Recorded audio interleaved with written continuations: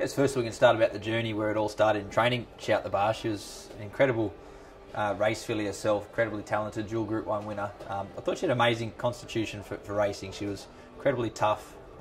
She handled racing very well across all ages.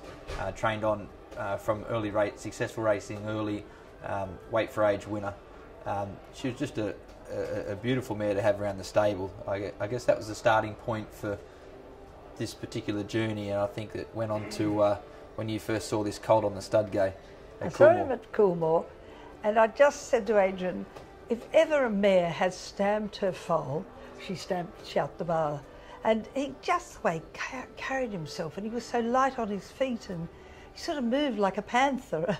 Anyway, we went and looked at him here several times, discussed it.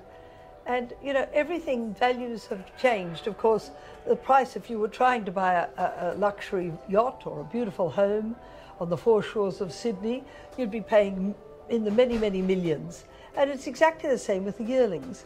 The prices have gone in relation to how the market has and how the values have.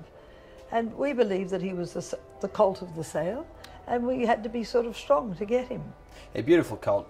Love the way that he handled the sales prep, and that's the test, isn't it? It's certainly the test, and it should come as no surprise. As I said, we know the dam very well, and we know how tough she was, and as I mentioned before, the constitution that she had, and she's thrown all that into him. All those qualities that you spoke of as him physically, we saw in her as a physical type when we purchased her early days as a yearling from the Magic Million. So she's certainly thrown that and passed it into the progeny. I expect her to throw that constitution, that great temperament into the colt, which is so important with these horses for those early 2-year-old racing, and that's exactly where he's going to be. You know, we pay these values for these colts, expecting them to be early 2-year-old types, golden slipper types, and he can certainly be that for us. So that's the exciting part. Exciting part. And the wonderful thing is to be able to come here to Inglis's and see the quality of horses, the prices they are bringing this year, and we knew that we had bought the jewel in the crown.